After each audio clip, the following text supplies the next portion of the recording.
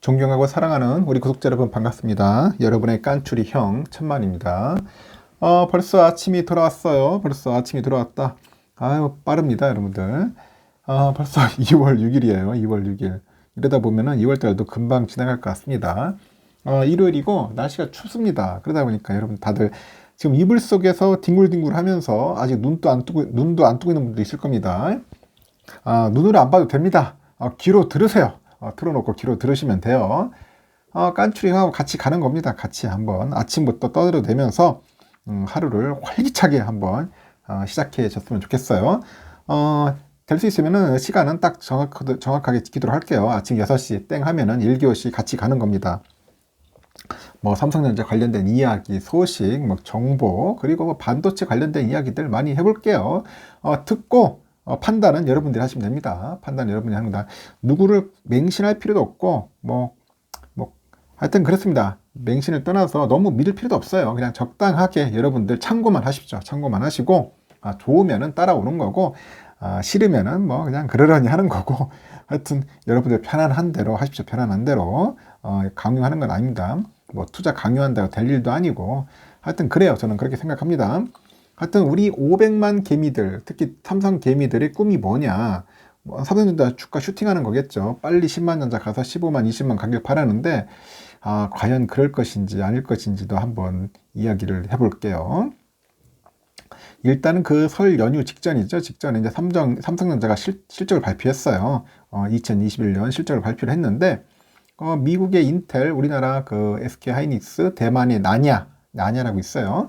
하여튼 그런 글로벌 반도체 기업들이 속속 실적 발표에 나섰고, 기업마다 약간의 부침은 있었는데, 전반적으로 결과는 아주 좋았다. 삼성전자는 지난해 영업이익이 51조 6,339억, 그리고 전년보다 43% 정도 증가를 했어요. 하이닉스도 한 12조 4,100억 정도 됩니다. 한 148%나 늘어났더라고요. 하이닉스 많이 늘었죠. 인텔도 시장 기대를 웃도는 실적을 발표를 했어요. 그런데 인텔은 실적 발표 다음날 증시에서 7% 이상 폭락을 해버립니다. 폭락을 했어요. 삼성도 실적 발표 당일 2% 약세를 보여요. 도대체 왜 이런 현상이 발생하는 거냐? 기업이 내놓은 시장 전망이 좋지 않다는 거예요. 지금 보니까. 인텔은 올해 1분기 실적 가이던스를 매출이 183억 달러, 주당 순이익이 0.8달러로 제시를 하던데, 매출은 전년 동기 대비 1% 줄고 주당 이익은 40% 감소한 수치입니다. 너무 안 좋아 지금 보니까. 이 때문에 주가는 급락을 했다고 합니다. 그래서 우리 경제와 증시를 떠받치고 있는 그 반도체 산업 전망이 도대체 어떻게 들어가는 건지 한번 보고, 우리 그 개인 투자들이 이제 반도체 시장을 판단할 때 참고할 만한 자료 같은 것들을 한번 이야기를 한번 떠들어 보도록 하려고 합니다. 그리고 여러 가지 있어요. 우리 뭐 HTS, MEMTS를 보면은 뭐 10만 전자는 언제 가나 이렇게 생각만 하는 것보다는, 여러분들 내가 늘 얘기했죠. 이제 반도체 관련된 공부를 좀 해야 돼. 반도체 관련된 뭐 시장이나 이런 기업에 대해서 공부를 하면은 좀 더 도움이 될 겁니다. 일단은 삼성은 지난해 실적 발표를 했는데 부쩍 그 불확실성을 강조를 해요. 강조를 한다. 27일 날 컨퍼런스 콜에서 이제 수차례 불확실한 요인들이 상존한다 이렇게 밝힙니다. 그 구체적인 연간 그 비트그로스 가이던스도 제시도 안 하고, 일단 시장에 대한 판단은 서버와 모바일 중심의 메모리 반도체 수요는 탄탄할 것으로 내다보는데, 그 CPU 수요하고 기업들의 IT 관련 투자가 늘어나는데도 5세대 이동통신 확대 영향을 이유로 들고, 메모리 반도체 가격 사이클의 주기가 과거보다는 축소되고 있다는 그런 의미심장한 분석도 남기고, 하여튼 그렇습니다. 최근에 메모리 반도체 가격이 하락은 했는데 그 올해 상반기 다시 상승세로 돌아설 가능성도 있다. 상승세. 그래서 메모리 반도체 1등 삼성전자가 인텔이나 대만의 TSMC와 달리 투자는 보수적으로 진행하겠다. 그런 이야기를 합니다. 그럼 하이닉스도 코로나 그 확산 이후 지속됐던 그런 공급망 이슈가 올 상반기까지는 지속될 것으로 전망을 하는데, 하이닉스 역시 일반 PC보다는 데이터 센터 등 그 기업 수요를 중심으로 성장할 것으로 예상을 합니다.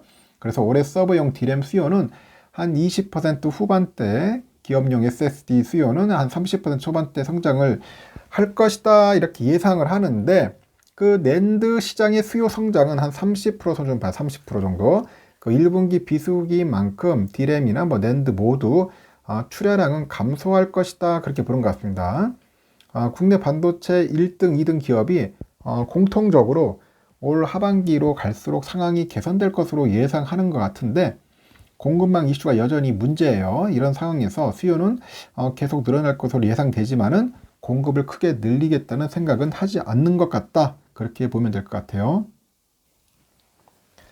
증권사들도 대체로 반도체 수급이 개선될 것으로 전망하고, KB증권은 그 D램과 낸드 가격의 하락 추세가 1분기에 점차 완화될 것으로 추정하고 있어요. 그 미래에셋증권의 올해 2분기까지 가격 하락 압박이 지속되는데, 공급망 이슈가 완화되기 시작하면은 그런 쌓아둔 재고들도 빠르게 소진할 수 있을 것 같다 그렇게 예상을 합니다.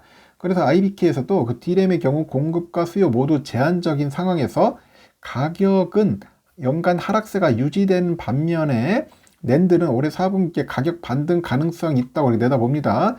대체로 반도체 시장 전망을 아주 장밋빛으로 보고 있지는 않지만은 회복의 가능성이 기다린다. 회복 가능성. 이렇게 본다고 합니다. 일단 기업과 애널들의 전망이 막 쏟아지고는 있어요. 하지만은 우리가 그렇잖아. 내 눈으로 보기 전에는 믿지 못하겠다. 우리 개미들의 그 마음이죠. 내 눈으로 봐야 돼. 무조건. 사실 글로벌 반도체 시장을 우리 개미들이 전망하기는 쉽지가 않아. 우리 개미들이 아나. 잘 모르잖아. 그래서 특히 전망에 근거가 되는 자료를 찾기도 힘들어. 하지만 시장을 판단하는 데 참고할 만한 자료가 있다고 합니다. 일단은 뭐 선행지표들을 보겠죠. 선행지표.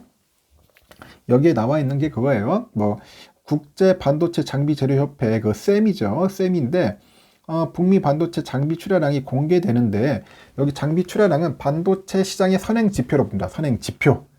그 회원들에게만 공개되는 정보가 있고 뭐 그렇지 않은 정보도 있다고 합니다. 그래서 북미 반도체 장비 출하량은 좀 늦긴 하지만 요약돼서 공개가 돼요. 그래서 25일 발표된 지난해 12월 반도체 장비 출하량 자료인데, 장비 출하량은 투자와 관련이 깊어. 투자랑 관련이 깊다. 투자가 늘어나면 공급도 증가한다. 예컨대 반도체 시장의 그 성장 정도를 나타내는 비트 그로스가 높지 않은 상황에서 출하량이 늘어난다면 반도체 수요보다는 공급이 많아질 우려가 있겠죠. 그렇다는 겁니다. 그래서 그 세미는 유료 자료인 만큼 일본의 반도체 장비 협회의 출하량 그 자료를 참고하면 좋지 않겠나 합니다. 일본 자료. 지난달 25일 공개된 자료인데, 그 장비 출하량 증강과 관련된 흐름 정도를 대략 알 수 있다고 합니다. 일본 장비 업체들이 출하량은 지난달 꽤 큰 폭으로 늘었다고 하는데, 장비 출하량 외에도 웨이퍼 출하량도 반도체 시장의 선행지표다. 웨이퍼 출하량. 이것도 잘 보여야 한다는 거겠죠. 예전에는 그 IC 인사이츠라는 그 시장 조사 기관에서 때때로 발표했던 그런 기억이 있다고 합니다. 보니까 기록이 있다고 하는데, 하여튼 지금은 하지 않는다고 하네요. IC 인사이츠에서는 옛날에 했는데 지금 안 한다. 그거 참고하시면 될 것 같고, 세 번째는 이거 ISM 그 제조업 구매 관리자 지수 PMI죠. 이거 선행지표도 사용된다고 하네요. ISM 제조업 PMI는 그 기업의 구매, 공급 담당자에게 신규 주문, 뭐 주문 잔고나 신규 수출 주문, 수입, 생산, 그런 공급업체 납품, 재고, 고용, 가격 등에 관해서 묻고 이를 막 지수화한 거예요. 지수. 그걸 지수화했다. 앞으로 기업의 경영 환경이 어떻게 변할지 짐작할 수 있는 지표인데, 예전에 그 송모 연구원이 얘기를 하는가 보더라고요. 미국의 ISM PMI가 6개월 후 반도체 업황과 굉장히 높은 상관관계를 지니고 있다. 그래서 반도체가 산업의 쌀이라고 하니까 뭐 거의 맞다고 하겠죠. 반도체 쌀이라고 하죠. 하여튼 PMI 그 지수만 보지 말고 직접 그 ISM 이 사이트 있죠. ISM 사이트에 들어가서 보고 여러분들 판단하시면 됩니다. 판단하시면 되고, 뭐 중국도 있어요. 중국 제조업 PMI 쪽이나 아니면 경기 선행지표를 인전 참고하면은 좀 도움이 되지 않겠나 그런 이야기들이 있습니다. 그리고 또 이제 동행지표라고 있어요. 동행지표. 동행지표는 우선 세계 반도체 그 시장 통계 기구가 있어요. WSTS라고 있는데, 자, 떠올리세요. WTST죠. WTST인데, 여기서 발표하는 전 세계 반도체 월별 거래량이 있어. 월별. 이 월별로 막 이렇게 거래량을 보여줘요. 일단은 35년간 월별 반도체 거래 데이터라고 합니다. 35년간 계속 나오는데, 지난해 11월 통계까지만 해도 반영이 꽤 돼 있다는데, 지난해 11월 반도체 거래량이 이제 부쩍 늘었다. 뭐 그런 이야기가 있죠. 일단 우리나라가 반도체 강국인 만큼 우리나라의 그 수출입 자료도 상당히 중요하지 않겠습니까? 수출입 자료. 그래가지고 이것도 동향지표로 이용하고 무역협회에서 확인할 수 있습니다. 무역협회. 그 무역협회 사이트 접속하시면 나와요. 뭐 국내 통계, 뭐 품목 수출입 항목 누르면은 나온다고 합니다. 그 관세 통계 통합 품목 분류표. 하여튼 이런 게까지 있어요. 그래가지고 구체적으로 설명이 그렇고 하여튼 여러분들 관심 있는 분들은 무역협회 사이트 들어가면 돼. 그 반도체 전체는 HSK 코드가 있는데 이게 8542라고 하네요. 8542. 메모리는 854232. B 메모리는 854231. 뭐 이런 식으로 해가지고 번호가 있어요. 지난달 D램 수출액을 보니까 256억 달러 정도 되는 것 같습니다. 전월 대비 한 35% 정도 늘어났다 보시면 될 것 같고, 국내 기업들은 그 분기마다 이제 실적을 공개를 하는데 그 대만의 서버나 PC 기업 중에서도 월별로 실적을 공개합니다. 대만은. 그래서 이들 기업의 실적을 보면은 현재 반도체 시장 상황을 짐작할 수 있고 가장 많이 언급되는 기업이 대만이 에이스피드 서버 전문 기업이라고 하는데 12월 이 기업의 수익은 6억 대만 달러는 3,706억 대만 달러. 전년의 12월보다 32% 늘었고 큰 폭의 성장이긴 하는데 10월 이후에 증가폭이 줄고 있다. 그 에이스피드 외에도 노트북이나 PC 반도체 시장상을 가늠해 볼 수 있는 뭐 기업으로는 뭐 퀀타 컴퓨터나 콤팔 등이 있고 이외에도 반도체 가격 사이트가 있다. 반도체 가격 사이트. 그래서 이제 근데 대부분 유료고 우리 같은 뭐 개미들은 데이터를 보기 힘들겠죠. 유료라서. 그래도 현물 가격은 매일 공시를 한다고 하네요. 그 반도체 가격은 고정가와 현물가로 나누죠. 고정가와 현물가로 나눈다. 이렇게 D램 그 스팟 프라이스가 나와요. 일단 고정가는 뭐냐? 고정가는 반도체 생산 기업이 그 수요처하고 계약을 맺어요. 수요처랑 계약을 맺어가지고 대량으로 물량을 거래할 때 정하는 게 대량.